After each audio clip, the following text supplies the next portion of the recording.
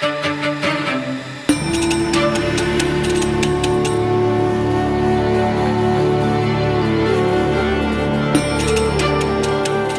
everyone, welcome to Conspirituality. I'm Derek Barris. I'm Matthew Remsky. And I'm still Julian Walker. Still?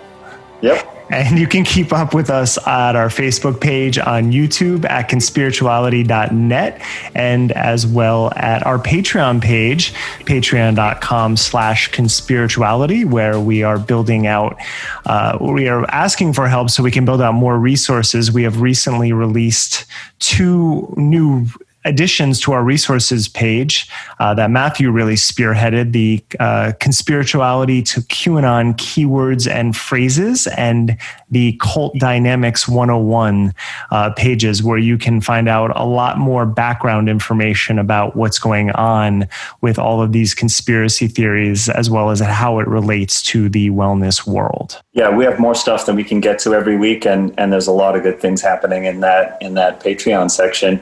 And I'm not gonna give any spoilers, but I think the next couple of weeks are gonna be kind of wild.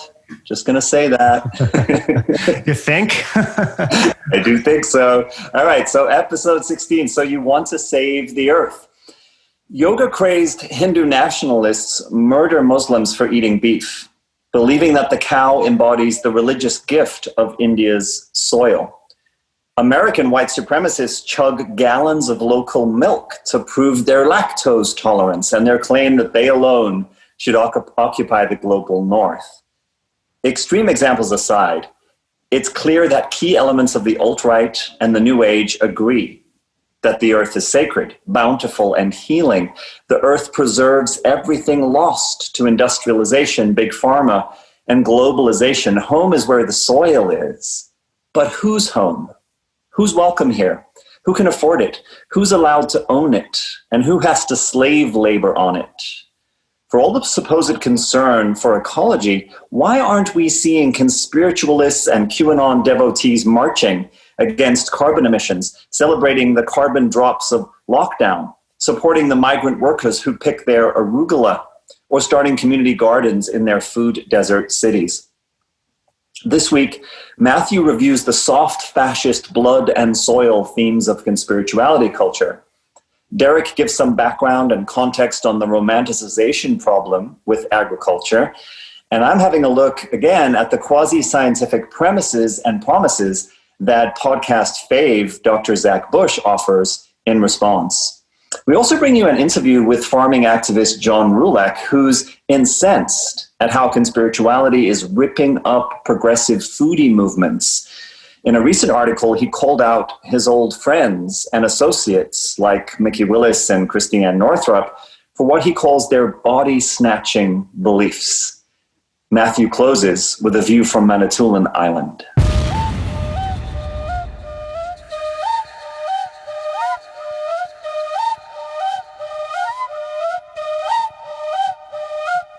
For this week in Conspirituality, my focus, as you mentioned, is on the blood and soil themes of the globalized religion and new agey stuff that conspirituality is rising out of. I'll start with something personal. When I got out of the cults I was in my early 30s, I didn't have a lot of relationships to return to or to repair. And I really needed something grounding. I needed to get my hands dirty in the real world, wherever that was. And if I'd been living rurally at that point, I might have recommitted to the organic farming I'd been involved with 10 years before in Vermont. I used to work on vegetable farms in the summer, and I did maple sugar harvesting in early spring.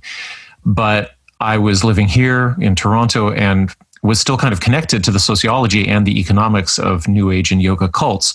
So the closest thing to farming that was accessible to me that I could connect with was the largely symbolic farming, I would call it, of Ayurvedic study. And Ayurveda is the pre-modern medicine of India. So I plunged into studying whatever I could find out about this ancient naturopathy. And I was particularly taken by the lore around medicinal tastes, times of day, the sensual qualities of food, and the dependability of the solar and lunar cycles. And within a few years, I kind of became a lay expert of sorts, and I got a distance degree in an unregulated modality called Ayurvedic Health Educator. And that came from the American Institute of Vedic Studies, founded by a guy named David Frawley, who I'll say a little bit more about in a bit. So I gave intro courses on the material in yoga teacher training programs. I did consults, and over time, however, something fell off about it. And I think it boiled down to a couple of major things. First of all, there was this growing split between the idealized holistic life I had valued and then what my city and environment actually was and could actually offer. It was like my body was living in postmodern Toronto, but I was almost hallucinating myself into living in pre-modern India. Secondly, I started to realize that the attempt to reconstruct holism from another era, not to mention another continent, actually fed the globalization machine. Suddenly, it became totally absurd to be learning about mixing and marketing herbs imported from India under the guise of valuing local or earth-based health supplements. Then I also started to realize the historical connections between yoga, Ayurveda, and Hindu nationalism, and how political parties like the BJP in India were beginning to use these art forms as a kind of soft political power.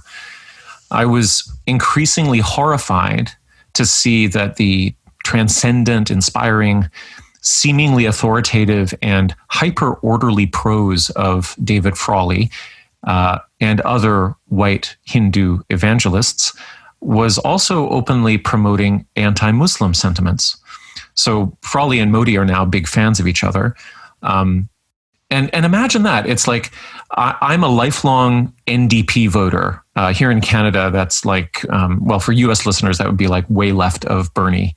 And I'm spending all kinds of intellectual and emotional capital on a guy who turns out to be like a soft power neo-fascist shill.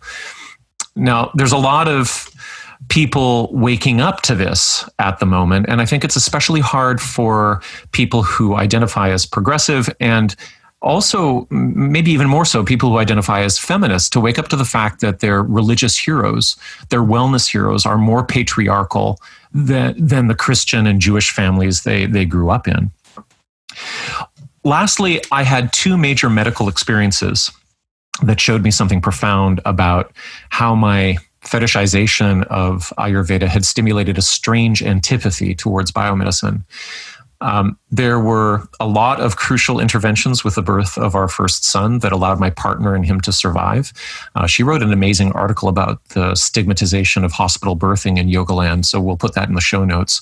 And then after a series of long-haul flights, where I was traveling around teaching yoga stuff, I developed a DVT and pulmonary embolism, like hundreds of blood clots in my lungs. So I was carrying our son up a flight of stairs and I felt strangely short of breath. And they diagnosed me in emergency within a few hours. And I'll never forget feeling puzzled by the news and saying to the emergency doctor, "So can I go home and get a second opinion tomorrow?" And she grit her teeth. And I think she had to restrain herself from smacking my head. She said, "No, you need to stay here and get treatment immediately." So that was my mild case of biomedical distrust. And I don't know if I ever would have gone full anti-vax, but I totally understand how people can get there, even without having negative medical experiences. Because all it takes is the combination of being earnestly fascinated by alt health ideas, in my case, Ayurveda, and then being told by alt health influencers over and over again that they can solve all your problems and restore the planet at the same time. So, but why was I fascinated? Ayurveda seemed to recover something for me. It gave me a vision of harmonious living, but really only a vision.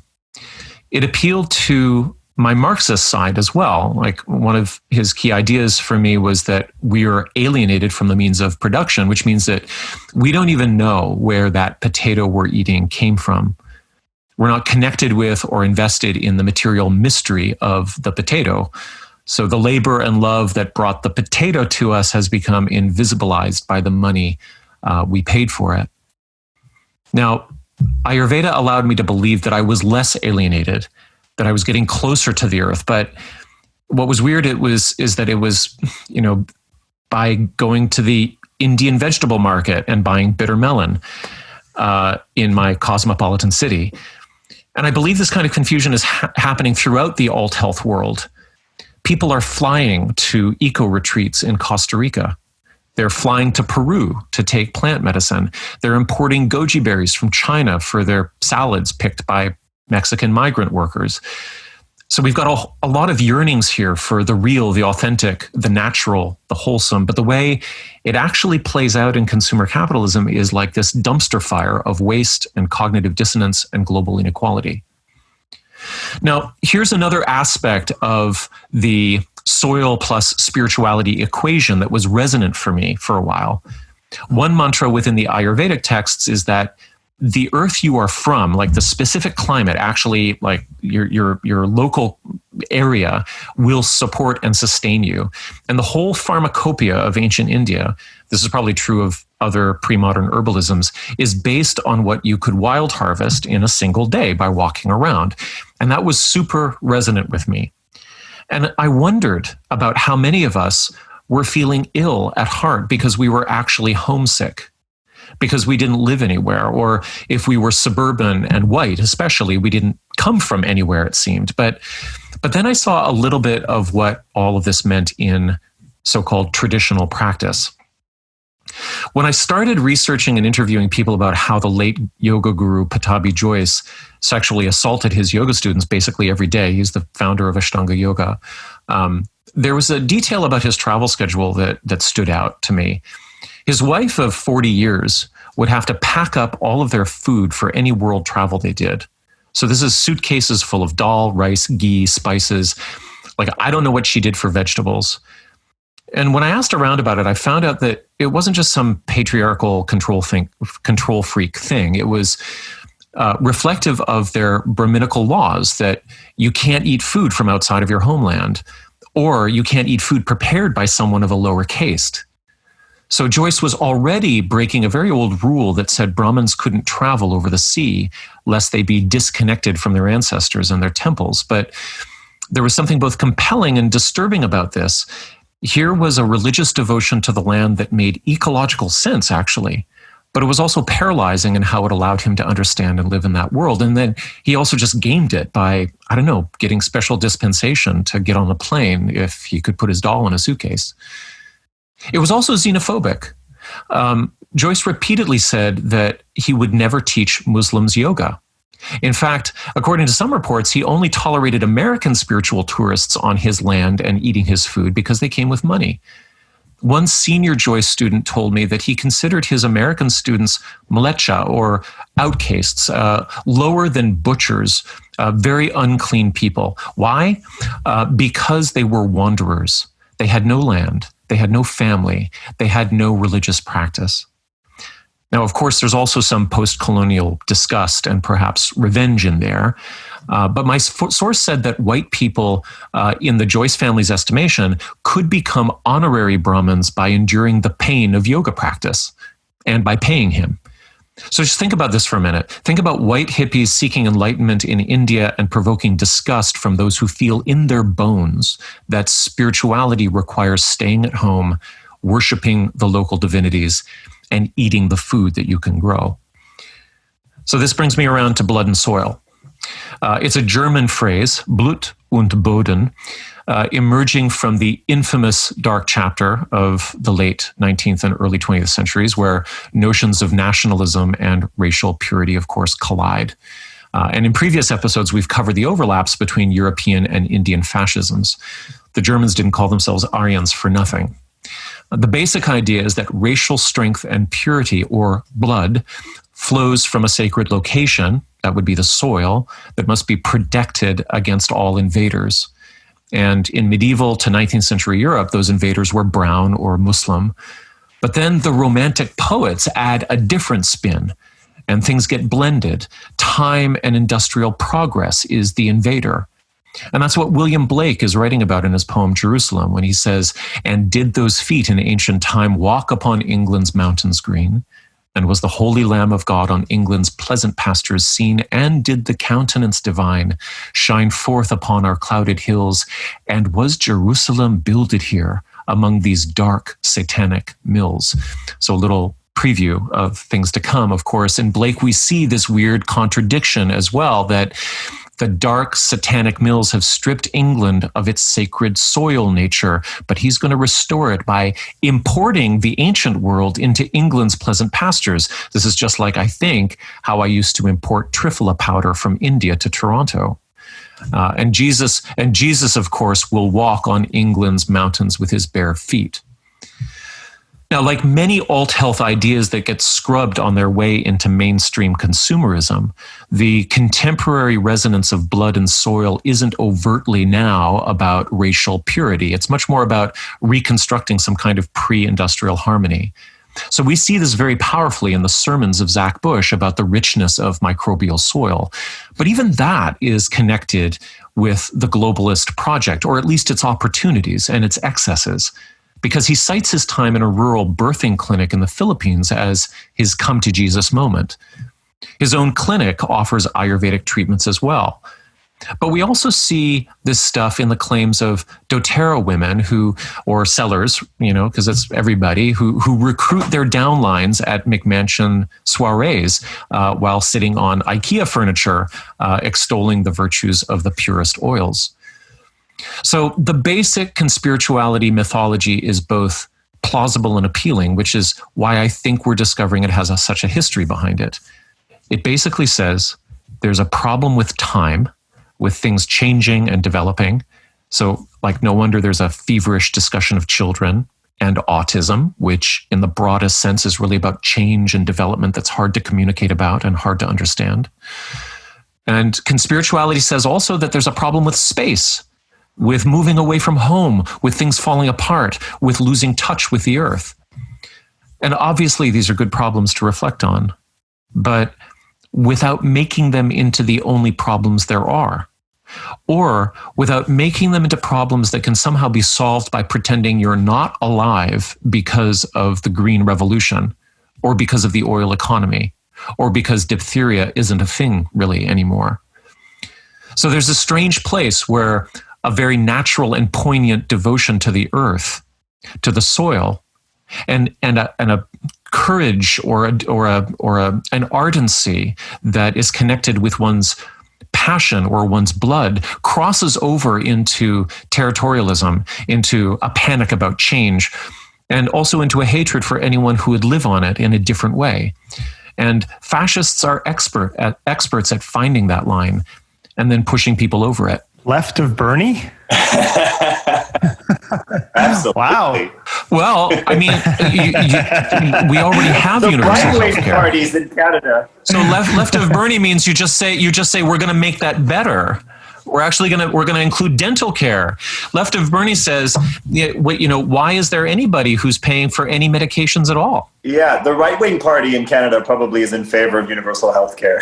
They longingly look south to privatization, but it's really it's one of the third rails of Canadian politics. Yeah, They haven't yet done significant damage against it, despite being in power in many places. Yeah, I'm often pointing out to friends that in the rest of the world, in other democratic countries, America's left would really be the center. For sure. And that's what came up when you were talking, is this reminder, and I think it'll spill over into this entire episode in some ways, but the fact that air travel is really new, right? Getting to India would require a month or more just 120, 130 years ago.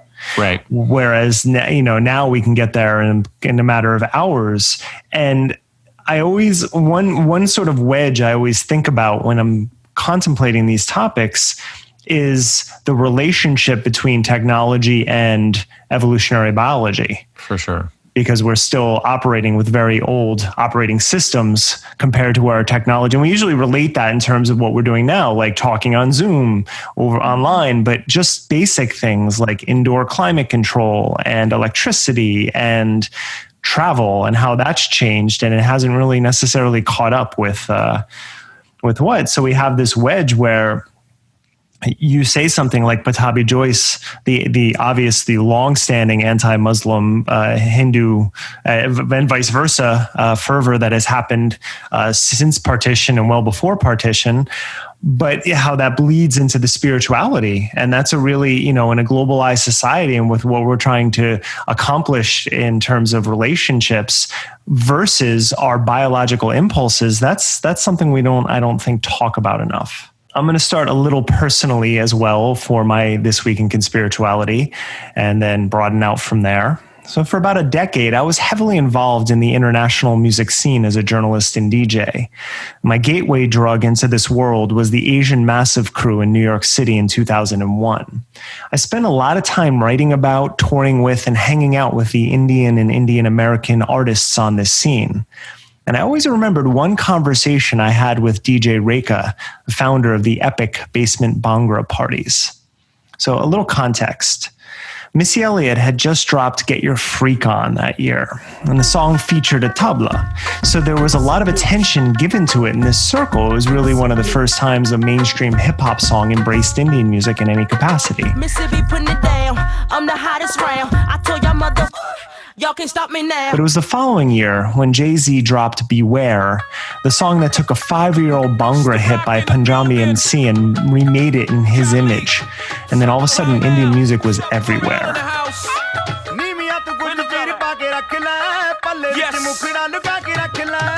Live from United States, Brooklyn, New York, it's your boy.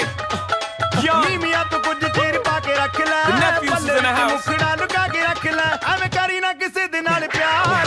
As soon as the beat drop, we got the streets locked overseas. And in the circle I was in, there was a lot of talk about the exotification of Indian music, as a lot of the DJs were also classically trained as well. And Rekha told me she couldn't stand the happy natives myth about Bhangra. Now, Bhangra is rooted in agricultural rituals created by Punjabi farmers singing and playing field songs during the harvest season. The more modern electronic recreations of Bhangra are certainly upbeat and cheerful, but people often overlook the fact that folk music is created by the class, or in India, the caste, that suffers the most. So folk music is the music of struggle. In fact, when slavery was becoming illegal around the world in the 19th century, India sent indentured servants to work on farms in slave-like conditions. And in Jamaica, a group of Indians received a 7-year contract to work on tea plantations. The problem was Jamaica was filled with banana and sugar plantations, not tea. The colonial owners lied to get that cheap labor shipped over to them, and many of these Indians never left. And the roots of Rastafarianism are actually deeply Indian, but that's another story for another episode. So let's go back to agriculture. We romanticize the notion of the idyllic farm in America. And indeed, I know a few people who moved off the grid to start small farms. They love getting their hands dirty and watching their food grow from seeds. But here's the irony. American farmers have repeatedly attempted to hire Americans in order to replace migrant labor. And that's a huge Republican talking point, getting jobs back to Americans that were stolen by the Mexicans. But beginning in 1965 and continuing to just a few years ago, whenever farms invited Americans to come work there, Americans refused. Growing food is hard. And I say all of this because our agricultural system really has problems, and the romanticization of the family farm is deeply misguided. In the early 70s, USDA Secretary Earl Butz famously asked farmers to plant fence row to fence row in order to feed the American public. And that meant farmers needed higher yields per acre to stay in business, which meant using fertilizers, which meant Monsanto. And I have no love for a lot of fertilizers or an agro giant patenting seeds or even monocropping, which is one of the biggest problems we face in terms of nutritional density and soil health. But here we come face to face with two problems. Food production giants strong-arming smaller farms out of business, and smaller farmers deciding it's just not worth the effort. And so here we are. And where we are is in the middle of a global pandemic. Well, a lot of countries have it under control, but this is Trump's America. Now, viruses are ancient, but pandemics are not. They're roughly 12,000 years old. It was only after the last ice age, when humans began congregating in nation states and then giant cities, that our food supply dramatically changed. You no longer picked your food out of the backyard or hunted down your dinner. And when you domesticate animals and grow crops so close together for so many people, pandemics are inevitable. Viruses proliferate under such conditions. Now, when we talked about focusing on the environment for this episode, I recalled an article I wrote about soil health in 1999 for a newspaper in Princeton, about how monocropping was killing the nutritional value of tomatoes specifically. And as you'll hear later in Matthew's interview, Nativa founder John Rulak was into health food in the early 80s. So people have long been concerned about our ailing food production and supply system. But the reality is supply chains are really hard to manage. And a world of family farms is infeasible. There's no way Americans are going to start tilling the land en masse. But the corporate structure is also killing us. So how do you feed nearly 8 billion people? The pandemic has exposed many failures in the modern world, agriculture and supply chains being two giant yet under-discussed ones. Unfortunately, I cannot wrap this segment up with a neat bow. As I said, I've reported on this topic for decades, and if anything, things are getting worse, even though there are local examples where they do get better. But I do know that the more times people spend hashtagging conspiracy theories instead of paying attention to the world that's literally burning outside of my window right now in California, the less time we have to focus on issues that matter. This planet will treat us how it's treated any other animal that's abused it. And we're going to lose our privilege one way or the other. And sadly, as animals, we seem incapable of making proactive choices that actually benefit the greatest number of people. As Alan Watts once said, we were not born into this world, we grew up out of it. And we need to grapple with this fact. Yeah, and you're back to where you started, around the tension between modern life and our evolutionary history, right? Yeah, very much so. Yeah. I'm curious to hear from you, given that you've been writing about this for so long, Derek. Is there sort of a thumbnail sketch of what is so evil about Monsanto, and do you have a similar kind of quickie on GMO? Monsanto specific, I mean, my biggest contention is with the patenting of seeds. I mean, that's really, and their argument is that it's their technology so that they should be able to patent it. But it's been documented many times. Winds will blow seeds from other farms onto other farms. And so farms that didn't even plant those seeds were getting sued by Monsanto. Yeah.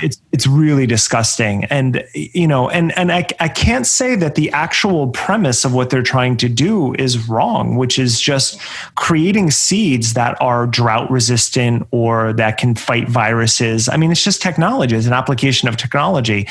But this, to me, is the sort of reason why government needs to step in and help to solve these problems when it comes to supply chain issues, especially when it comes to food and healthcare specifically, those two. If we had a nationalized food program where the research was put into actually looking at how to create these seeds so that everyone could have access to them, we wouldn't run into this problem. The other thing with that is that farmers are required to buy new seeds every year from Monsanto. So think about that. Like how food usually grows is the plants drop the seeds. They're not allowed by contract to use those seeds. They have to buy new ones. And that is literally insane. And those are some of the serious problems that we have with the food supply chain and how capitalism influences the food we eat. Now, I know later on with John's interview, we'll get into GMOs, and that's what we were talking before. It's like the vaccine issue with people. Yeah. we've been genetically modifying food in some capacity forever. The first GMO was in 1973, and ever since then, we've had a number of successes with genetically modified organisms. So it actually comes very much along the same lines with the whole thing that I've said about vaccines before, where you have to separate the efficacy of vaccines with the pharmaceutical companies. It's very similar here. You have to talk about the fact that most GMOs, should they be studied? Absolutely. Should we look at long-term health effects of potential problems? Absolutely. But we've been eating GMOs, again, my entire life at least. And so when it gets wrapped up with that corporate structure, then we lose sight of what the actual problem is. Yeah. So we're talking, I mean, it sounds like with Monsanto, we're talking about aggressive attempts to use technology to establish a kind of absolutely rapacious monopoly. And to be litigious against people, in ways that are completely unfair and go against, everything we've done in farming forever. But I do sometimes feel like, the sense that I have is that GMOs have been such an incredible success story in the developing world and in countries that are famine stricken and, really, really poor. And I sometimes feel like it's a sort of boutique Western, privileged stance to be opposed to GMO just based on like the intuitive objection that it seems unnatural. The first attempt at golden rice in the 90s was a failure. And that was just, there was a serious problem with rural farmers and people in China with vision problems. So they attempted to inject carotene into the rice in order to help their vision. And what happened was they didn't put enough carotene into the rice. So anti-activists were like, see, it's never going to happen. It's a failure. Well, the next round, they got it right. And it's been that's one success story ever since. So that's a great example of that. But I see absolutely no problem with initiatives like that, especially like you said, again, so much of what happens is we have to remember most of the world is not within driving distance of Whole Foods. Mm-hmm. And when you can't put that into perspective, then it's going to create that serious problem that you're talking about right there. Yeah. I don't think it's just about people's intuition with regard to GMO. It's also, I think it carries the weight of a kind of alienation. I don't know a lot about farming except from my own sort of small scale organic community cultures that I've been involved with rurally. But I do know that the actual food that gets to the big stores, that gets to not only Whole Foods, but then to your sort of generic grocery stores, is now grown in such a way and at such a scale that the involvement, the personal involvement that any given community can have with its production is almost nil, certainly invisible. I remember having my mind blown by talking with a farming family in Saskatchewan who described, like their Saskatchewan is part of the Canadian breadbasket. And so they are talking about farming like tens of thousands of acres with machines that drive themselves. And at seeding and at harvest time, they are operating 20 or 22 hours a day. These are machines that are like as wide as a football field when their arms are out, and they're guided by fucking satellite. And it's not just that they're guided by satellite. Yeah. While the farmer is sitting there, looking at like an iPad. Yeah. And the satellite is showing them where on their acreage they need to change the chemical structure of the fertilizer that they're applying, and it's like color coded. Yeah. So if you can imagine a picture like on your retina screen of a weather map that's showing like, blues and greens and then a little bit of yellow and orange and red, that's what they're getting on their screen, and that's a picture of their very property, and the machine is mixing the chemicals according to the color coding beamed from the like. What the fuck does this have to do with bread? Yeah. It's like it is so like I couldn't believe. And these guys were talking to me, and I said so, is it profitable? And, they said, they rolled their eyes and they were like, well, we're always right on the edge and the machines are so expensive. The other thing that they told me was that they can't even fix their machines. Did you guys know this?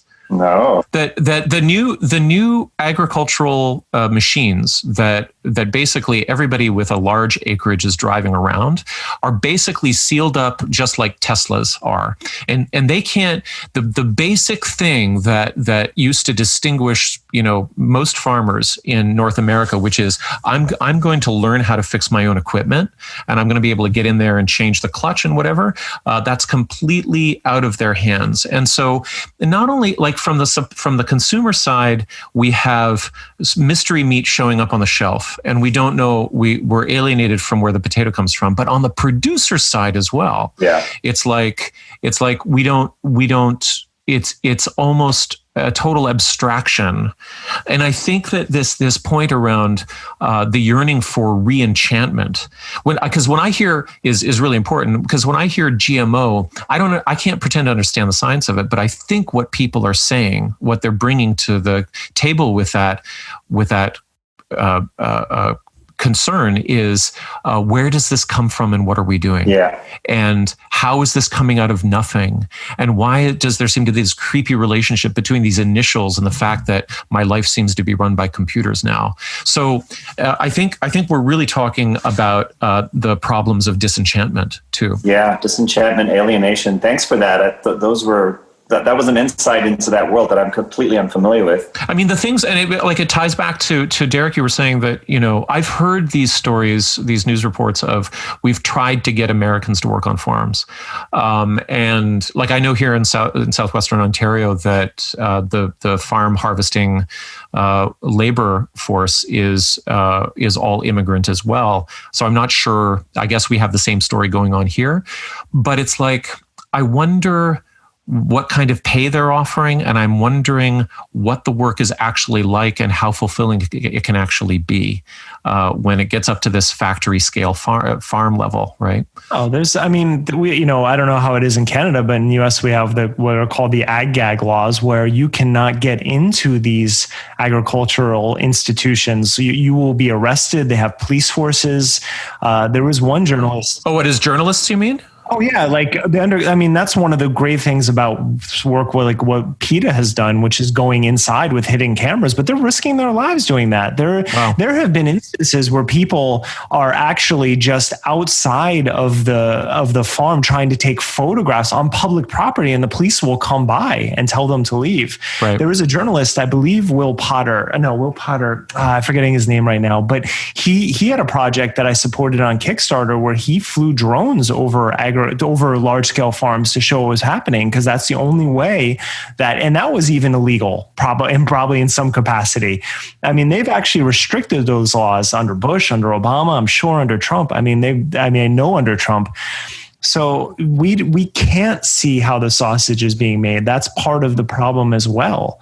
Right, but there is enough footage out there to horrify anybody about what actually goes into the process. I'm just thinking of the sort of random footage that I've seen of large meat processing plants, and I think there's a lot of reasons for people to want to reject the basic sort of moral implications of how most of us are actually alive.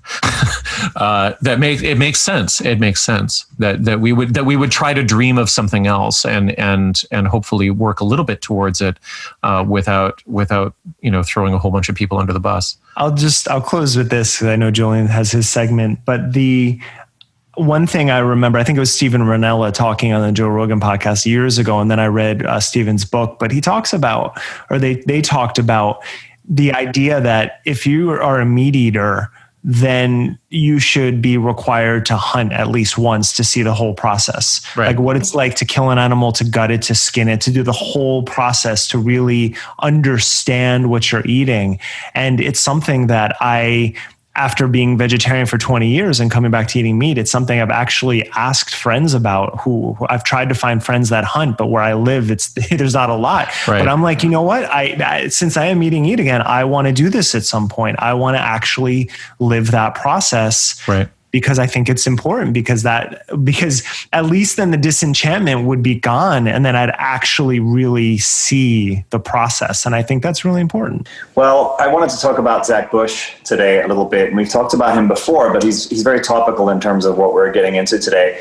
In the opening weeks of quarantine, there were videos from one person more than anyone else that all my yoga friends were sending me, and those were all of Zach Bush, MD, and he's still kind of making the rounds. I wanted to take a fresh look at him because Zach Bush is an enigma to me. If there's one thing I've learned again and again during pandemic is that people are complex, and the beliefs, the values, the impressions I may associate with someone, they can turn on a dime under this kind of collective pressure. Part of me wants to just say Bush is a con man, and you'll see why. A snake oil salesman, we've seen this shtick before, but that's not perhaps entirely fair. Here are some things we do know. His audience clearly exploded as a result of being featured on anti-vax mogul Del Bigtree's now removed YouTube channel, Highwire. He was also featured on Brian Rose's London Reel in June. And this is another channel that is slowly migrating off of YouTube because of quote unquote censorship. And he appeared just as that channel was jumping the shark with David Icke, Andrew Wakefield, Rashid Buttar, Del Bigtree. And it led to Rose's new off YouTube platform last month becoming the host of Mickey Willis's long form Plandemic 2 release that was otherwise very effectively banned from social media. But of course, it's not fair to judge a man only by the company he keeps. People are, after all, complicated. Here's the thing that I noticed, though. With public figures, when I'm trying to make sense of them by learning more, there's usually just 4 outcomes. So the first outcome is they may seem insightful and interesting or not. And the more I read, the more I watch or listen, the more my initial impression is confirmed. They, in fact, are completely uninteresting or full of shit, or they're insightful and compelling. Or, as I learn more about them, my opinion slowly reverses. I realize, actually, it's not what I thought. They maybe are not as interesting or as full of shit as I was thinking. But often, as I pay more attention, it leads to kind of this mixed sense that they're really on point about certain things, and on other things, they might just be dead wrong. There is a rare 4th outcome, and it's this. No matter how much time I spend reading, listening, or watching, I consistently find that I walk away with this confused sense of not really being clear about their ideas. It's confusing. Maybe it seems kind of empty, like there's no there. As Shakespeare said, sort of full of sound and fury, but signifying nothing. Or in the case of Zach Bush, perhaps full of alternative science and mystical nature poetry, but leading only to his online supplement store. In terms of why he ruled my Facebook Messenger inbox for a hot minute, there are 2 aspects I see him really tapping into. The first is the idealization of the natural cure, right? It's this repeated refrain that we're all familiar with, that all of our modern ills have to do with being disconnected from nature. The second is the idea that we should be proactive about our health. We should become more intuitively attuned, take supplements, engage in lifestyle choices that are preventative and, yes, you can guess, immune boosting. In a way, I see Bush as inhabiting a quite carefully crafted position. He's the MD who can wax spiritual about near-death experiences while positioning himself as something of an entrepreneurial, motivational speaker. He can smoothly switch from sounding authoritative about the science of the biome, the importance of healthy soil, how farmers will transform humanity, to then riffing on Mother Nature as a supreme intelligence that uses viruses to package beneficial updates to our genome. Mother Earth, as it turns out, sent the pandemic, these are literal statements of his, sent the pandemic as a message that we have grown so out of balance with the planet and are stressing our ecosystems. But then he'll turn around and critique the bizarrely, unfairly framed kind of COVID denialist punching bag, the Bill and Melinda Gates Foundation, and he'll critique their huge philanthropic efforts and investment in eradicating polio. He dooms it as a game of whack-a-mole because clearly a vaccine is not the answer. And of course, this was just months before it was announced in July, this past July, that new wild polio infections had in fact reached 0 in Africa after 4 years without a single new case. And polio, as you might remember, typically kills or paralyzes between 5,000 and 6,000 people per million when moving through a population. But his rhetoric is appealing, right? His romantic, our romantic holistic sensibilities want, perhaps at times justifiably, as we were just talking about, to believe there must be ways to return to a utopian sense of harmony with nature, in which magically health and wellness could once again be our birthright. Bush dances around poetic claims, and I'm so glad you mentioned the romantic poets, Matthew. He dances around poetic claims like, if we can just restore the microbiome, then the epidemic of cancer can be quelled. If we can overcome the outdated notion that we are at war with and demonizing of the very viruses that built us, and get over the delusion of putting humans at the center of the natural world, we can transform humanity and save the planet. If we can look past the biomedical model to see the higher spiritual dimension represented by near-death experiences, this could change everything. Now, to be fair, Bush does have a nonprofit with a documentary film that appears to be about encouraging ecological farming. I haven't watched the whole thing, but I don't see any references to this nonprofit or to the film anywhere else online when I look. What a quick Google search does reveal is that he has been criticized for claiming at a conference that one of his microbiome supplements that he sells through his website could be part of curing autism. Or as he puts it, could rebirth that child into a state of health, because he always has that poetic flourish, right? On his website, the well-designed knowledge section has an autism heading, and it panders to notions that autistic kids are angelic beings who have chosen to come to Earth to teach us lessons through their unique perspectives. There's also a video and paragraph on fasting, which, just by the way, is seen as dangerous pseudoscience in any medical context. But Bush touts how it provides an opportunity to pause and reflect, to heal and to detox.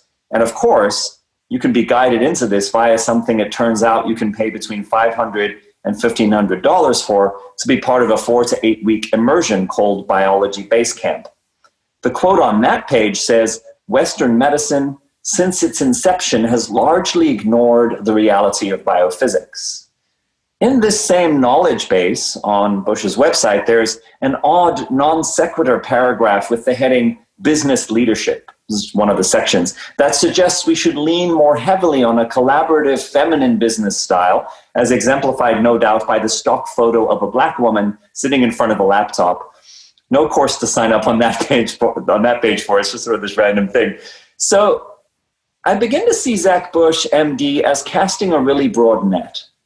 Clearly, he's comfortable reaching a massive anti-vax audience by cozying up on shows hosted by heavy hitters in that space.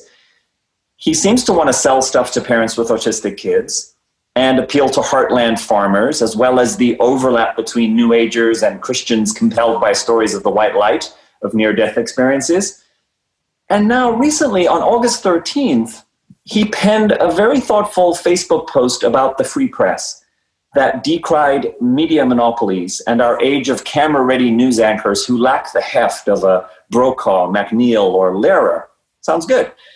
The attached video he described as the most clear and concise dissenting voice he had heard in months.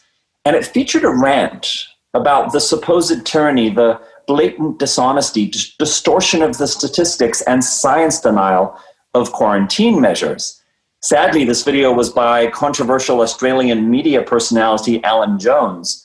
Well known for his open misogyny and Islamophobia, he has incited violence against Middle Eastern immigrants and joked about violence toward female leaders on the Australian left, as well as New Zealand Prime Minister Jacinda Ardern. Ironically, of course, it is Arden who incidentally has presided over an extraordinarily successful containment of COVID-19 in New Zealand via swift and careful application of the exact measures Bush is praising Jones for decrying as science denial and creeping fascism. I have to be honest here. At the end of the day, I don't personally know enough about the microbiome or Bush's metaphorical claims about viruses as helpful downloads from Mother Nature, or how much he's really doing for farmers. Truth is, maybe all of that is legit. But in some ways, I think it is even worse if he's right about all of that. And if he is doing amazing ecological community outreach and even pushing the edges of how we understand health and medicine holistically, if we give him all that, and I'm not sure we should, it's still worse, because that makes it seem as if the other public figures he associates with, like Del Bigtree, Alan Jones, Brian Rose, and his cast of renegade, red-pilled COVID deniers like Mickey Willis, David Icke, and RFK Jr., could be legit too, as could Bush's own flowery but dangerous messaging about the pandemic. In closing, I want to share that I have often thought that when it comes to cults and conspiracy theories and political operators, the obvious outright lie is nowhere near as toxic or dangerous as the contagious half-truth that appeals to our emotional identifications. There was a teacher who was a friend of mine at Equinox who always talks about yoga as, you know, bringing you into the moment and present, very active on social media about being present, being there, etc. Just, you know, basics, all fine. She would comment on my posts very nicely sometimes, but I counted 4 consecutive times where I walked directly by her in the gym, and she didn't see me because she was walking down the entire row through the gym with her phone staring at it. When I see someone like Bush, and with a lot of what I'm seeing, I can't help but feel that there's this sense of, there's this persona, and then there's this life that the persona doesn't match life. It doesn't match reality. Walking and texting or staring at Instagram, whatever it is one thing. It's something I think people have attentional deficits, and I think it's a serious problem. But if that's what you do, it's what you do. But when you go and say the opposite of what you do, well, that's our president, right? I mean, this is the sort of neuroses that is spreading throughout our culture in a very dangerous way. And when I hear things like this with Bush and the microbiome and talking about, because there has been medical research looking at the microbiome and autism, a relationship between it. There's nothing conclusive, but they are looking because they're trying to figure out what's causing this disorder, and it makes sense. But when you take a little bit of information and then you put that up as the final word without actually having done the research or considered the people who suffer from autism and what you're actually doing to them by sharing this misinformation, it's worse than it's really hard to stomach. It's hard to watch. And whenever I've watched his videos, and you're right, these are all complex because some people do wonderful work. And then there's just some things that are a little bit off. But I'm fully with you. I had this friend once that I listened to for over an hour talk about the Masonic architecture of Washington, D.C., going back to Egypt, and how the capital was the penis of Osiris. That's my cat right behind me, but Osiris. Right. But like in all of this symbolism. And after the end of hour of listening to him without him taking a breath, I had no idea what the point was. I had no clue. I just was like, okay, what is that? Where do we go from there? And Bush is so representative of that. Anytime I've seen something, I'm like, it's a lot of stuff that doesn't seem to me to lead anywhere. Yeah, it's like it feels to me like he's created, and fair play to him. He's a guy who's trying to make a living, who has all these ideas, right? He's a passionate thinker, and he has a certain background and a certain education, and he's trying to make his way in the world. But it feels to me like we're seeing this very rapidly ramped up sort of media personality in terms of how he's portraying himself, that where there's a big set of romantic ideas, and then not a lot that comes from that, or not a lot of implications that seem to make sense in terms of where he ends up taking it. And at the end of the day, I do feel like, okay, it leads to the website where you can buy my supplements. Well, there is amazing performativity. Like, it's clear that he can speak in full paragraphs, that the poetry can be extraordinary. I remember when we analyzed that flip that he made, I think with Del Bigtree into, or on Rick Ross, I think, where he flipped, not Rick Ross, that's the cult guy. See where I'm thinking about Rick Roll. So anyway, he flipped into like this transcendental sermon, which was extraordinary. So there's an entranced quality. There is a repetitious quality. There's incredible rhythm. I mean, Derek, I think if you had just sort of listened to your friend talk about Osiris in Washington, D.C., as if you were listening to a rap or something like that, it would have been more effective or pleasurable. And that's part of it, I think, of what's going on. But I have two other things to note. One is, let's just acknowledge how incredibly good looking he is. And how that plays into the performativity of these spaces, and how it plays into the fact that alt health economies are like yoga, and other wellness economies are overrepresented by women consumers. And there's an eroticism that he is attributed with by his viewership. And I think we've got to take that seriously. And the other thing that I wanted to ask you was, because you spent so much time on his websites, the split between the online personality or the media personality and the person you would know is really accentuated when we're talking about somebody who we know works as a clinician or a therapist, and we don't know what it's like to be their patient. And this is one thing that I'm very interested in, because in all of the medical personnel that are making a mark in this particular space as COVID contrarians, we don't really hear about how they treat their patients. Like, who has, is there a patient who I can talk to who can tell me whether Rashid Buttar is a good, what does he do? He's an osteopath, or I don't even remember. I can't remember. Yes. Are there Yelp reviews on what it was like to go to Zach Bush's clinic?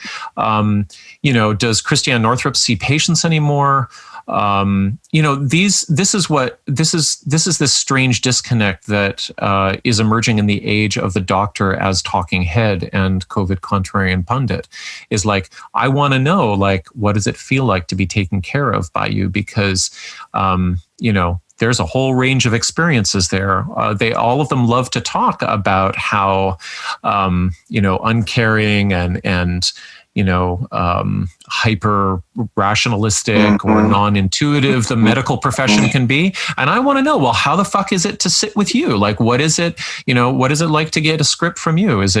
Are you going to give me a sermon for 20 minutes when we have a 25-minute appointment? Or, are you going to learn something about me?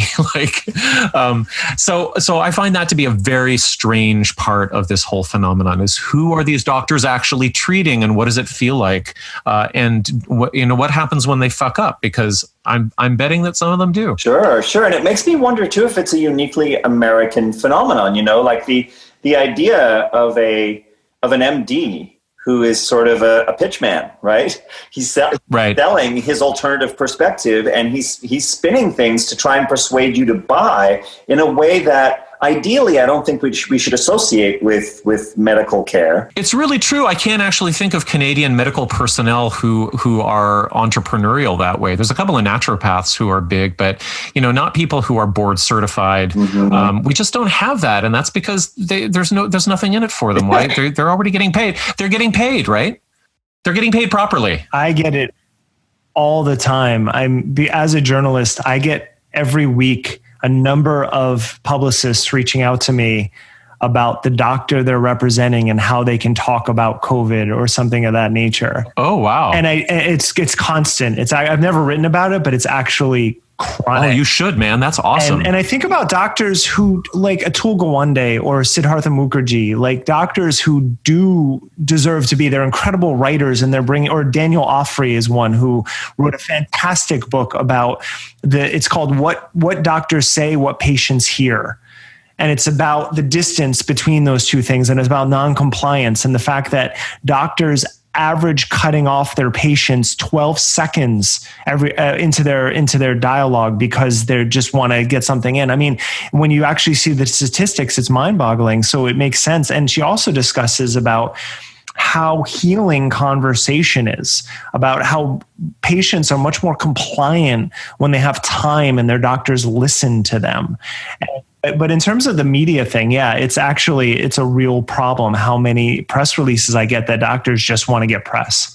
I've never even heard about that, Derek. You've got to write about that. You've got to totally write about that. That's so weird. That's so and it was Rich Roll. A Rick Roll is when you when you said someone's never going to give you up. Never gonna give you up, never gonna let you down. I got it wrong twice. It's not Rick Ross. It's not Rick Roll. It's Rich Roll. Sorry, Rich. Sorry, Rich. I just noticed something in listening to that interview, Matthew, is that when you mentioned a few different figures, including Zach Bush, to John Rulak, and given that they both seem to be moving in these circles and concerned with soil quality and with farming, and that they both have documentary movies, I would have expected something, and there was nothing came back. There was no sense of like, oh yeah, Zach, he's a friend of mine, or oh yeah, he has a movie too.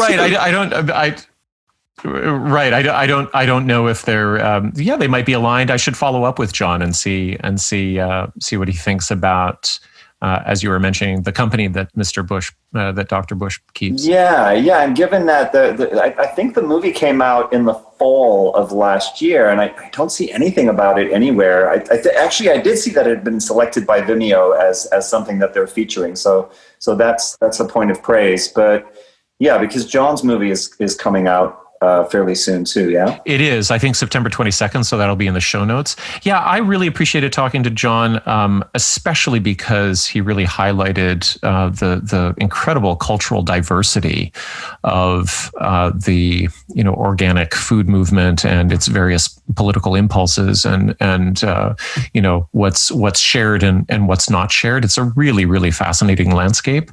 And I also like just listening to somebody watching, and this is just becoming a theme for our podcast. We're constantly talking to people who have 20 or 25 years in one sector of the wellness industry who are saying, wow, the cracks have really shown at this particular point. And, what I thought we all agreed on is actually a lot weaker or more volatile than it appeared to be. I mean, the conversations that I've had with naturopaths over, people like Northrop are really, really sad and kind of everybody seems to be in the place where they're pointing towards, oh, okay, well, how am I going to really define my alliances and my friendships and my values going forward? Yeah. And I feel like as time goes by, more and more,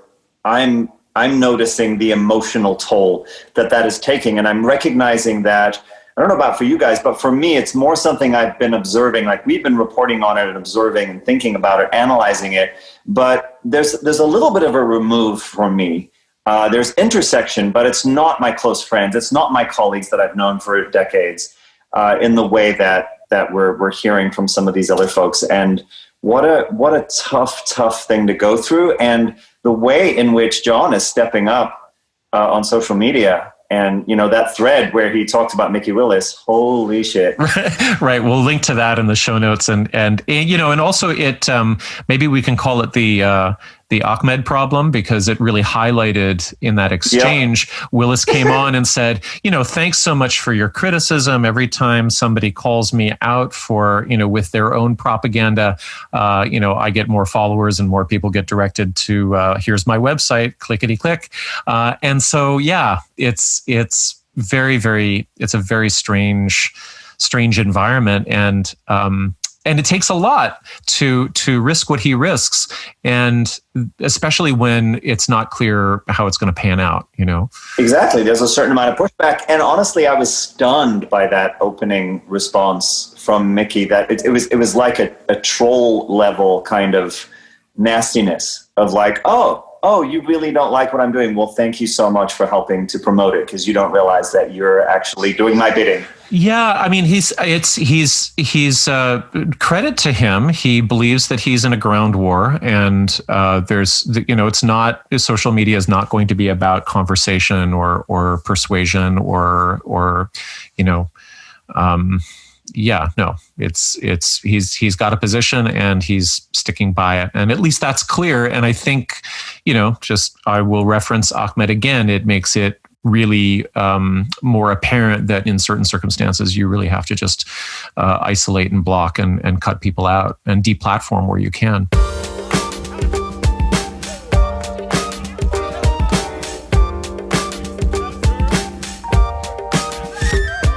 So I was happy to be able to sit down and speak with John Rulak, and we'll send the link to his bio, but here it is for you. He's the founder and chief visionary officer of Nutiva, which is the world's leading organic superfoods brand of hemp, coconut, chia, and red palm superfoods.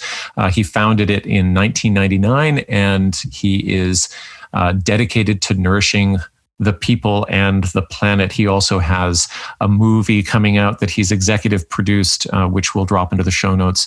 I think it releases on September 22nd. It's called Kiss the Earth. Thanks, John, for joining us here on Conspirituality Podcast. You founded Nutiva in 1999. And as I read, it was really through a fascination with hemp. How would you describe your roots in alt health and organic foods in general? How did that come to be? Yeah, thanks. First off, it's great to be on the show. Thank you for the invite. And it started out interesting. Basketball is like something that I really love to play and enjoy and still do. And when I was 21, I started cramping in my legs. I didn't understand, what was, I run down the court and like go, wow, what's that about? And it turned out my diet really sucked, really bad diet. And that led me to looking at like nutrition. Ironically, my grandfather was into health food in the 1920s and 30s. So kind of skipped a generation that my dad, but it was so that kind of led me to learn about organic foods. And then from the interest in like, well, okay, if it's important to eat organic foods, and there wasn't a lot of organic foods in the 1980s, that led me to study organic farming and went to a lot of the workshops and conferences around organic farming and worked on some organic farms, just mainly to get access to some food and work a little, and studied permaculture. So, did you have access to your own land at a certain point? Did you start buying up acreage? No. I when I was living in Northern California, I would go visit farms and when it was when I knew when it was cherry season where to go at the cherry farm, or I had friends in the Capay Valley and would do that. So that got my interest in organic foods. And then also I started getting into acupuncture to deal with any basketball injuries, and found that very effective. So really been interested in fasting and cleansing and other plant medicines, and explored vegetarianism for a while, and herbs and things. So it's been definitely part of my life. I'm kind of some people call me a health nut. Right. And who have you done this with? Like who has your community been through all of that time, and what's the demographic? Well, it's all sorts of different, types of people. I've been involved in various in the organic farming. Farmers that a lot of them are smaller farmers that want to create a better food system.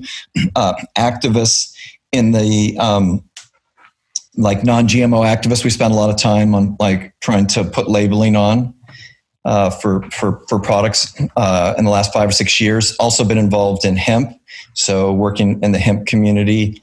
And then the natural food business. I've been going to the Expo West where they have last year like 100,000 people almost. So in a lot of different communities, as well as a permaculture as well, and just a lot of people who are interested in something different than the mainstream kind of big, using chemicals to grow foods or using pharma to solve the problem. So that's been part of my community. And with this natural foods community as it's evolved, have you associated it with any kind of coherent or identifiable politics? Obviously, the values of moving away from monoculture or, trying to go organic or building healthy soil, these are all, deeply held, articles of faith for so many people. But are there other ways in which politically your community has bonded? Well, in the non-GMO movement, we put ballot initiatives in the state of Washington, California, Oregon. It was passed in Vermont, so we got a little involved in politics. And then, there was a bad a bad deal that went down where there was going to be a national. There was going to be regulations to label GMO foods in Vermont, and that was going to spread across the country. And then several Democratic senators, kind of jumped over with the Republicans and endorsed, throwing out all these GMO labeling, and that kind of set off a lot of people about how to, distrusting. So I'd say that the one theme is a lot of people in this movement distrust government from the actions and kind of see it as a corrupt process, and everybody's got a different shade of what degree they're involved in. But definitely libertarian, kind of nonconformist, right? Sometimes aligned with Democrats because they tend to have a much better environmental record, for instance, than Donald Trump. Which is fast tracking labels of GMO foods. They want to allow diseased chickens, which never have been allowed to be sold, for them to be sold, et cetera. Right. So, but the libertarianism means that when there's governmental distrust, it's bipartisan, I guess. Yeah, I mean it's complex, but there's not one way to describe it. Actually, there's a lot of people who are interested in health that vote Republican. A lot of people are interested in healthier foods and being healthier. So it goes across the spectrum of all parties, really, I think. Right. I mean, I'm asking these questions as a build-up to, our main topic, which is what the hell has been happening to, the wellness and natural food movement since March? Like, what have you been watching happening? And we'll link to your Medium essay in the show notes. But what's going on? What are you seeing happening in your community? It's kind of like invasion of the body snatchers. People, a lot of people were supportive of Bernie Sanders, and when it appeared that much of the establishment, the media, the Democratic Party, really, even though Bernie got the most people would show up and a lot of support, he didn't. He ended up not getting the nomination, and I think people felt a little burned and upset. And I was upset too. I was supported Bernie. Right. So the combination of that, and then the COVID really quickly, the kind of nonconformist distrust of government, distrust of pharmaceutical, immediately went to anti-mask. Without a lot of clarity or rational reason. And then once that happened, many just kept tumbling down the rabbit hole into this kind of new age right. They all have a different label. Like some of them are totally in new age right. Others like say, oh no, it was all a conspiracy, but I don't like Biden or Trump either. So it's all it's like on a continuum. So it's complex, but essentially, if you look at the people who supported organic foods and non-GMO that has high profiles in the non-GMO organic wellness foodie space, so many of them have gone either full Q and at least anti-mask and definitely not supporting Biden. Right. Not all, and there's many of us who are in the environmental and food movement are working now to how to communicate, and because we all feel like 4 more years of Trump in the United States will destroy whatever's left of our social fabric of this country, and we may lose what we hold dear. So it's all on the line in the next 60 days, and that's the reason why I wrote the piece. Right. Well, I appreciate that.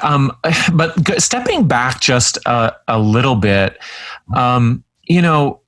people who dedicate their lives to, undoing the damage of monoculture in big agribusiness, and people who dedicate their lives to studying soil structure, they can't be anti-scientific, can they? I mean, like you can't come to an understanding of good crop rotation and the effects of good farming practices on local communities while at the same time rejecting evidence. So how do you think, how does this happen where, people might be distrusting their political leaders because they're corporate backed, or in the end, they're all going to support, big agro, but like, why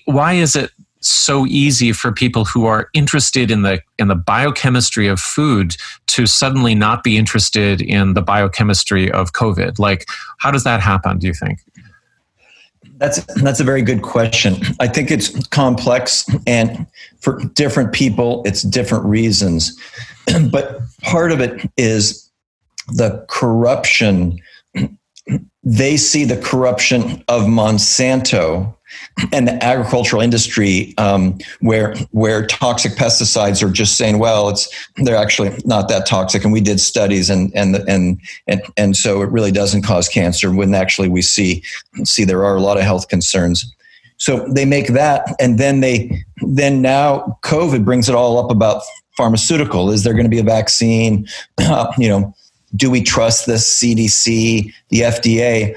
So they don't trust the FDA and Department of Ag and federal government around organic foods, and so then they just logically conclude with some good evidence that like, let's face it, the New England Journal of Medicine has said up to 50% of the research that's turned in for approving medical, for medicines, pharmaceutical drugs, was actually inaccurate and was influenced by financial interests. Right, you're right.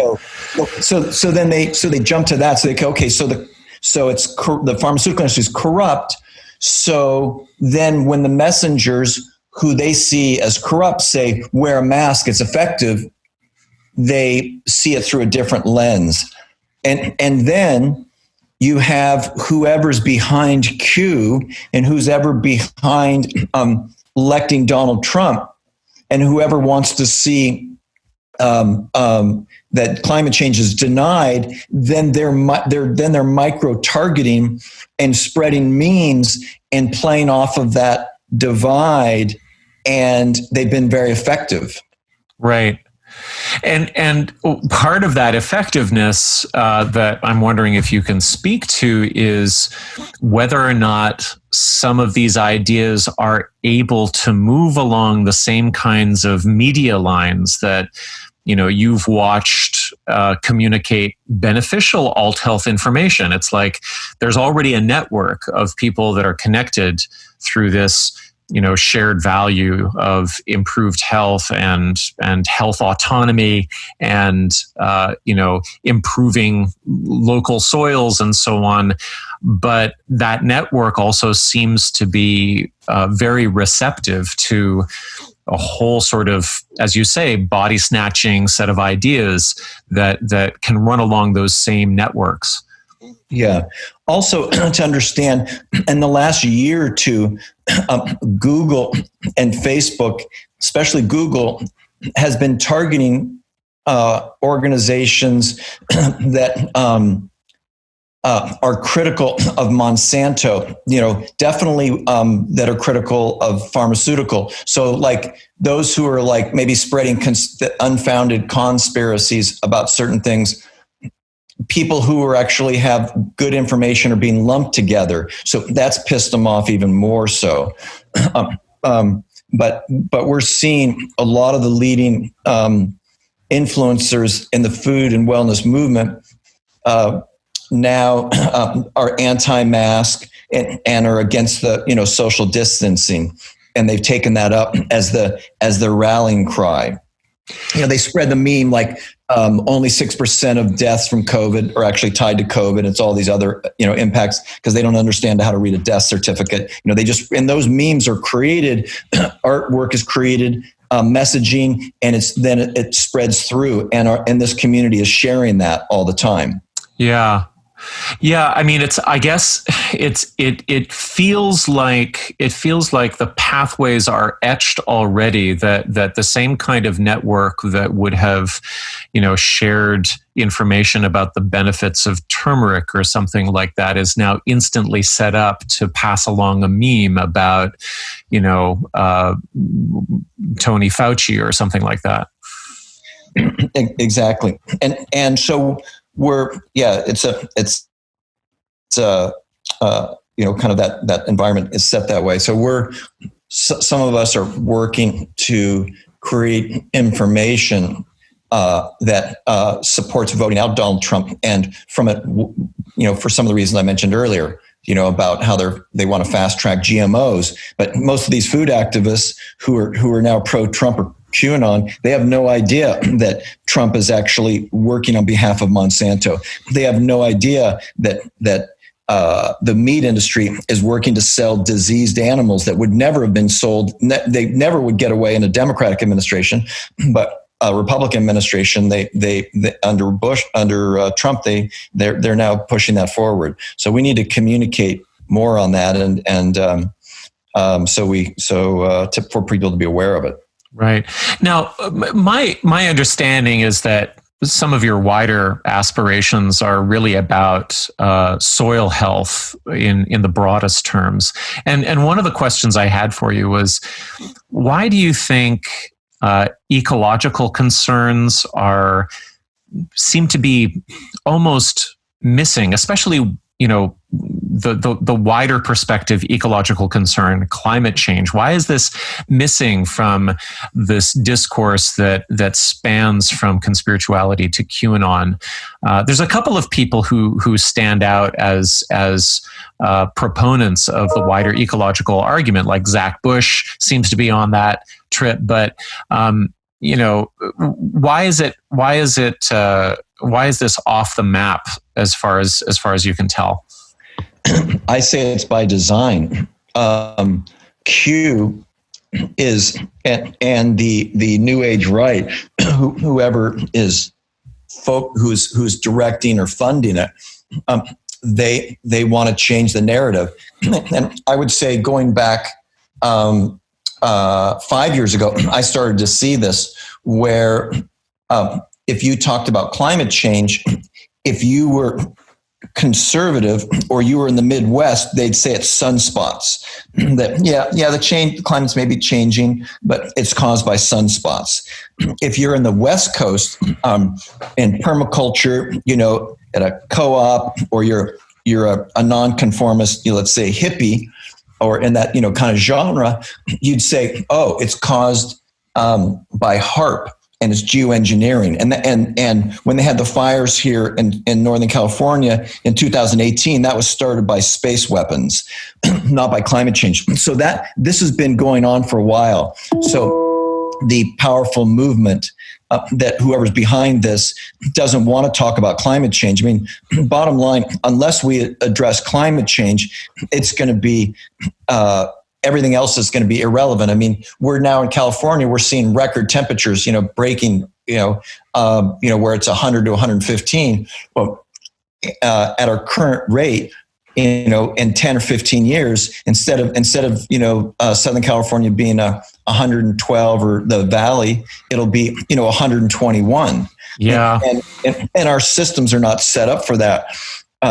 And nature really wants to bat last, and that's really my interest, is focusing on the solution, which to those of us who've been involved in the environmental movement and have broken away from the orthodoxy of the mainstream environmental movement, which is coal and oil is bad, solar, wind, and Tesla is good.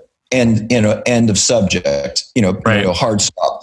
That's the meme that the Sierra Club 350.org, Michael Bloomberg, and most talk about. But there's a new focus. Combine the ranchers, farmers, and environmentalists, permaculture, and soil geeks and scientists, and saying we need regeneration, and we can take that carbon, which we think is bad, is really a resource, an ally, return that back into the soil through keeping the ground covered, planned grazing using animals, planting trees, cover crops, reforesting mangroves, which I'm involved in several projects. Wow. Yeah. This is what we need to focus on. But as long as we're distracted from Q and our mass working or not, or is climate change a hoax or not, we're not focused. So the irony is, many of the people that I've met over the years, you would think would be a natural ally to say, wow, you mean we can work with farmers and ranchers, and they can spend less money on chemical inputs and improve their farm, and it's going to be good for the environment. So farmers and ranchers can be environmentalists. So kind of the Trump country and the West Coast or more the organic community can be on the same page. That's an exciting opportunity. Right. Well, okay. So this begs a question for me, which is, you've been at this for, 20, 25 years. And, when ecologists, environmentalists burn out, in my experience. There's not a lot of winning going on. And I'm wondering whether part of what might be going on in your networks is that the real work of soil regeneration and of systemic ecological change is just really hard, and in some ways boring and pedantic, but also absolutely necessary in this existential way. And and then in place of all of that work, we have this fever dream instead that offers us a way of, solving all problems at once in some kind of apocalyptic finale. And so I'm wondering, do you think do you have former friends and colleagues who maybe have migrated into conspirituality or QAnon land just because they're exhausted? I think you bring up a very good point. If you look at the data and you look at the news reports for the last 25 years on the environment, it's not a good situation. What scientists said was going to happen 10 years ago or 3 years ago, it's way worse now than they predicted. Right. So I think the fascination of the new right, the golden dawn, which it's kind of like this golden dawn new age thinking, has elements of Nazism and fascism, where they kind of come together in this fantastic, pure new reality. It's a way for them to it's like a religion. It's a way for them to opt out to do the hard work. And we need to work with our local organic farmers, and we need to change policies in Washington, D.C., and we need to encourage people to eat better and all of those things. But if they can just let all of that go, all of that concern and worry, and just go, oh, we believe in this conspiracy vision of an elevated way of being, golden dawn, a 5G reality.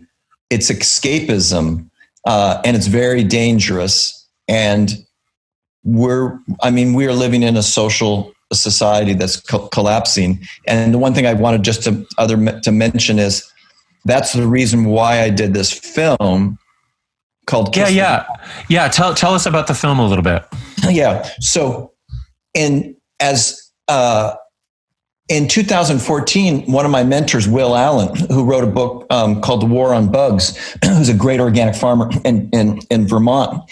And I've been going to the conference. He's part of Eco Farm, since my 20s. So been going, for over 35 years. And he gave a talk, said that the largest contributor to climate change is really land use and agriculture, and that chemical fertilizers are contributing significantly, through nitric oxide, which are 280 times worse than carbon, and we're using this. And so the idea, when I learned that, and I was like, why is it? I've been going to these organic farming conferences and hanging out with all the pioneers, and I'm in the organic food business, and no one's talking about this. I literally for 6 months thought I started talking to a few others. I thought I'd lost my mind. How is it the organic food movement doesn't talk about soil health, doesn't talk about that how we raise our food can change how we can draw down that carbon, how we can change climate change, and for the better over the years for society. And finally, I just said, why not do a film? I met the film directors, Josh and Rebecca Tikel in Ojai, and I said, let's do a film. And they said, well, we got some other films. I said, but this is the film we're going to do. And they kind of looked at me, and and they've done it, and they've done a great job. Woody Harrelson's the narrator. We have we got celebrities in it to really draw, like Ian Somerhalder, mentioned Woody, Jason Mraz, Giselle and Tom Brady, the football superstar, as well as lots of farmers and ranchers and people working in composting, soil health. Wow. So that really is across the aisle, that lineup, eh? Yeah. I mean, the stars in the film are Trump supporters. Yeah. When we get together, we don't talk politics. We don't talk climate change. We talk about soil health. We talk about sequestration. We talk about how could we could regenerate the middle of the country, restore the tall grass prairies by having the farmers park their John Deere tractors and instead do planned grazing with animals, hoofed animals, whether it's buffalo or cows, right, and build up that grass. So that's what we do. And that movie is coming out September 22nd on Netflix. And so that's what I really want to be focusing on, and less about who's got down the rabbit hole. But I'm so concerned about this QAnon. What I'm seeing, it's body snatching. I mean, 2 ex-girlfriends have been snatched. My main editor for my books and articles the last 25 years have gone down the hole. Seriously. These are so okay. Now, you have mentioned. Now, I know that your Medium article has ruffled feathers within your immediate milieu, and I know that you mentioned in one post on Facebook that you know Mickey Willis, for example, personally. Right. You've known him for 10 years. So how is it going with you speaking out on behalf of sanity? Yeah. Well, I've known Mickey and we worked on a music video together for hemp called Hemp Will Save the World. We did a non-GMO video, and I've liked Mickey, and I've noticed the last couple of years, he started to kind of get a little radicalized in different ways. And kind of, he feels like the corruption of the pharmaceutical industry, and so he's kind of launched from there. But I decided like some of the work people are spreading on this, I call them super spreaders of disinformation. And so I called him out, and, and Dr. Christine Northrup, which I also know, she used to promote Nativa's coconut oil. And I'd say, we had 350 or 400 comments on my post yesterday talking about this. I'd say about 60% of the comments are positive for yeah, we should be wearing masks, and some of the stuff is BS. But 40% and people who know me, attack me and say, they say I'm corrupt or this. They project a lot of stuff, but but then we also have a lot of scientists that come on, and people in medical professions are just saying there's no there. This is all just BS. It's gotta be really weird for you to be attacked after a career like this as some kind of shill for big pharma or something like that. Like I don't. Yeah. How does that? Are people making concrete claims about where you must be coming from that just don't line up with reality at all? Yeah, the irony is, I published it like something called, I think, a publication in 1990 called 12 Ways to Personal and Planetary Health or something. It was like a little brochure for the Earth Day. I was the producer of one of the largest Earth Day festivals in 1990. And it said, we'll seek, more holistic methods instead of relying on drugs and surgery. And it was, and we had these all printed up with the City of LA's logo, and someone reached out and didn't like it, and they banned it, said you can't distribute it. So I've already been banned by like this. So it's so rich for people to say, oh yeah, you're corrupted by pharmaceutical. You don't see it. It's like, my dad was poisoned by a pharmaceutical drug and died, at 76. Wow. He cut his oxygen supply by 95%. Like my grandmother was on happy pills, when I saw her, her last 5 years of her life. So, I'm very clear on what the pharmaceutical industry, how dangerous it is. But I don't take things personally. I've been doing this a long time. So, I try to be, I just try to focus on, and listen, and, but not take it personally. And, people are under stress. So I'm not worried about people attacking me. Yeah, well, I'm glad to hear that. That's not an easy space to hold. I want to finish with maybe a more personal question on my behalf. I don't know whether you have kids, but I have two little boys. They're 4 and 7, and because the province of Ontario here has really screwed up the back to school planning, and it's not safe. We're going to do some homeschooling. We're lucky to be able to do it. But one of the things we're going to do, I've got a pretty active garden out back, and we're going to do some composting projects. And we just planted some romaine on September 7th in the greenhouse. We're going to see if we can get through to 72 days and see if we can harvest it. But I guess my question for you is, what lessons have you taken away from just having your hands in the earth about how to be clear about what you need to do, or what the nature of evidence is? Like, is there a relationship between the way in which the world makes sense and, how you are now really conducting this activism against irrationality? Yeah.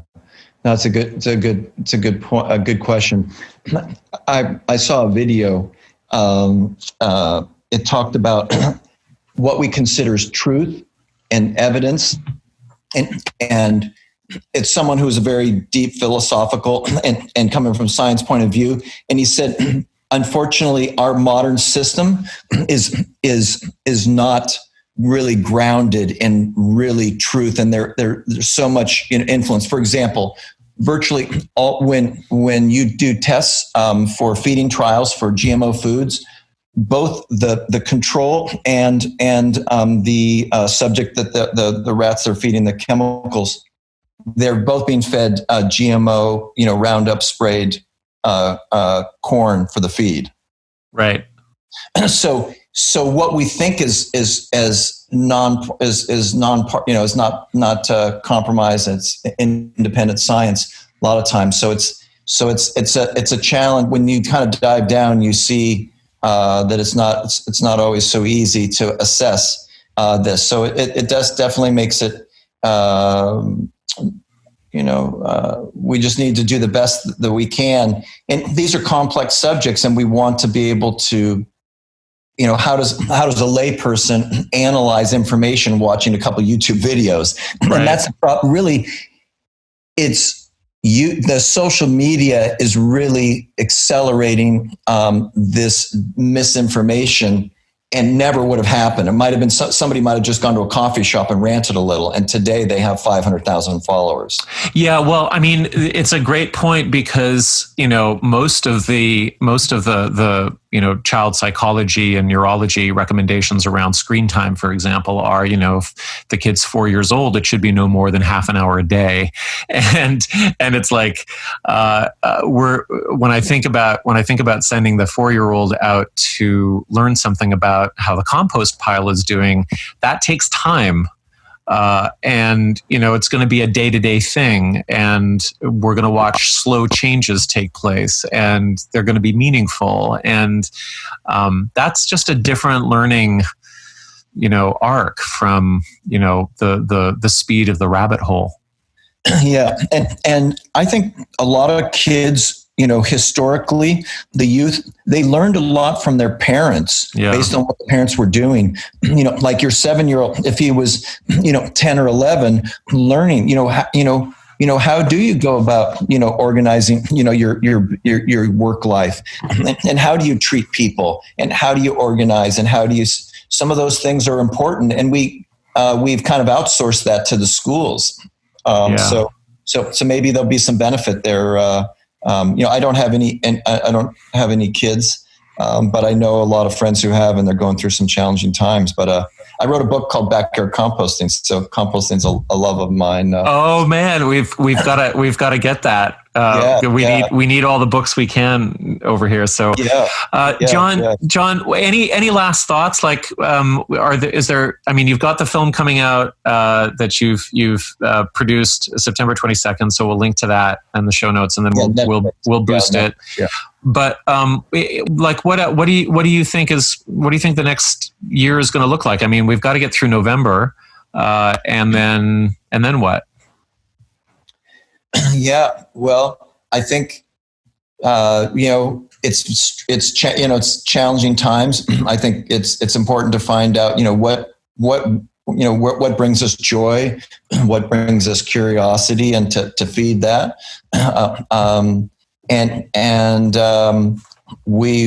I believe the number one job on planet Earth, if we want to have society, is to take the legacy load of carbon that is falling into the oceans and is causing ocean acidification, has all those impacts, is we have that opportunity to take that carbon, which is a resource, not a waste, and return it back into the soil, improving the water cycle, improving the nutrition, helping farmers and ranchers.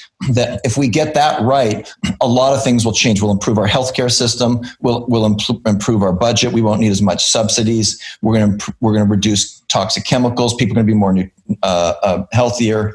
To me, that is the most important thing. This regeneration, and it starts. We can do on our own by don't buying industrial meat.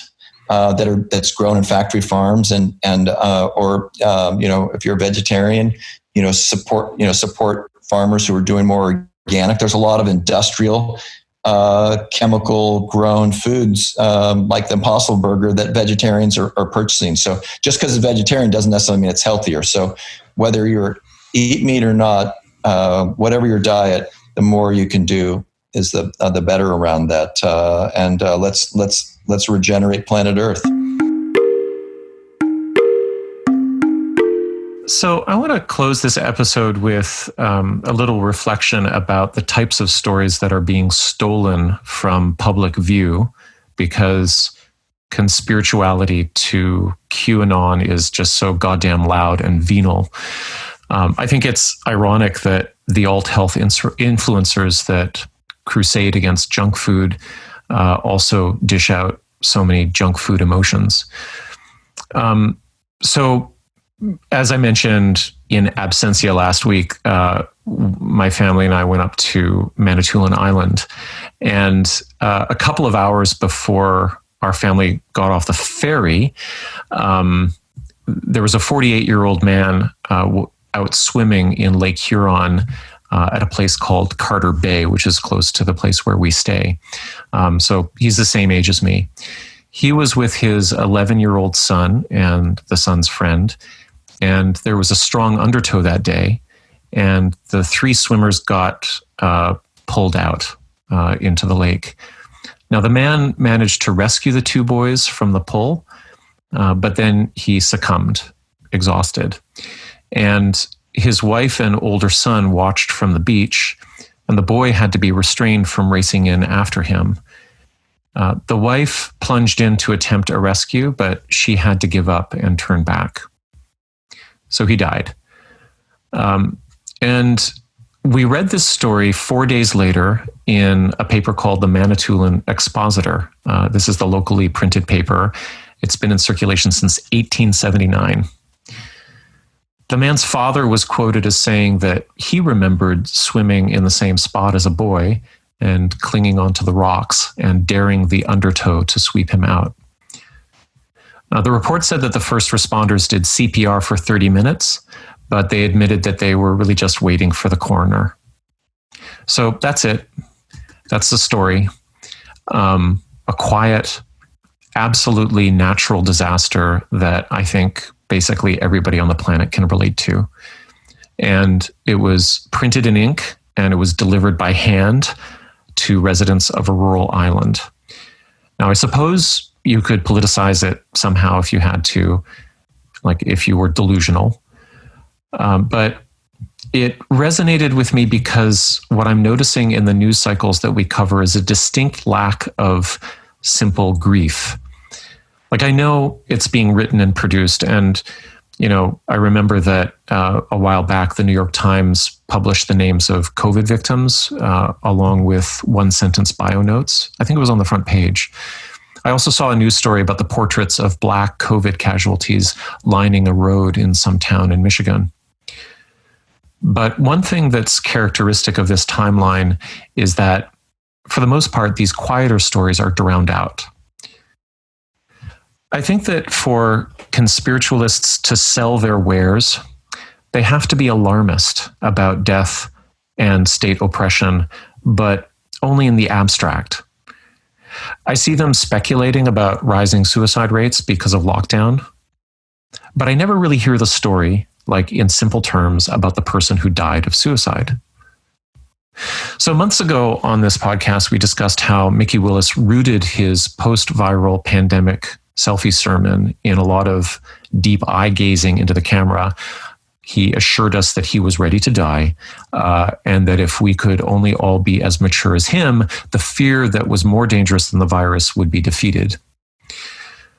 But I'd say that by spinning everyone's heads away from natural catastrophes, a divorce, cancer diagnosis, an undertow, a pandemic, Willis and his friends lead us into the realm of pseudo-emotion, where everything only seems to be at stake, where everything happens so quickly, where everything happens quickly, but it's also quickly forgotten, so that the next crisis can, be manipulated.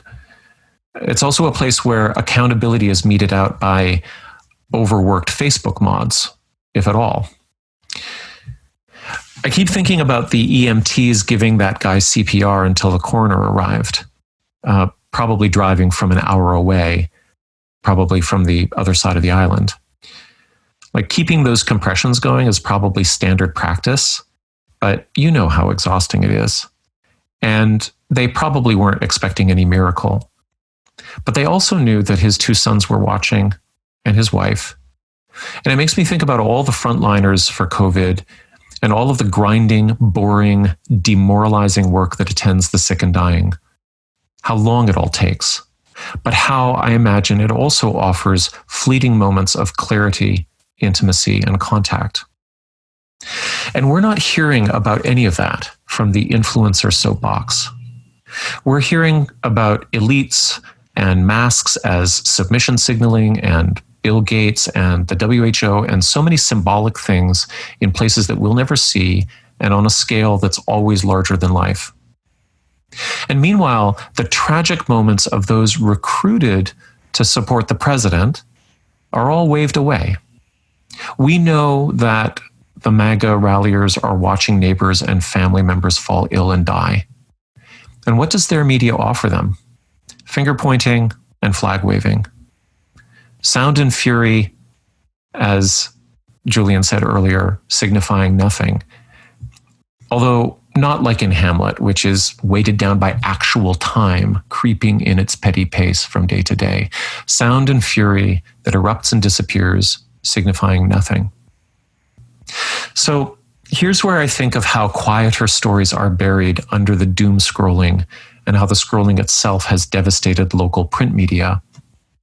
The masthead on the Manitoulin Expositor lists the publisher, editor, and 2 staff writers who are probably like in their cars every day, driving from one end of the island to another to report on the school board meeting, to interview the First Nations chief about the government's position on some land usage issue, or to visit the one hospital to interview the one doctor on whether the island has enough PPE, or to stop in at the funeral home to ask after that father that drowned. So it's a job of shoe leather and the hum of the tires and a reasonable amount of time between revelations, and not too many revelations. And you get to know people, and you get a sense of the web, and you get to sit with your emotions in silence. And not too long ago, this was just the way it was in what is now the Rust Belt, in what is still the Bible Belt. And everywhere else, this data stream has gobbled up all the silence. But, there's still newsprint for now. I noticed that as I was rolling it up for the fireplace, it still darkens, your fingertips. And if you crumple it up after the story is well digested, it can help light that fire, a quiet fire to sit beside and to gaze at. Thank you for listening to Conspirituality. You can find us on any major podcast player, as well as conspirituality.net, where you'll find our YouTube videos, resources, and other fun material. You can also find us on YouTube directly at youtube.com/conspirituality, on our Facebook page at facebook.com/conspiritualitypodcast, and finally on Patreon at patreon.com/conspirituality. If you are interested in supporting us and helping us grow this project into something larger, which we are looking to do, we would appreciate it very much. Thank you, everyone, and see you next week.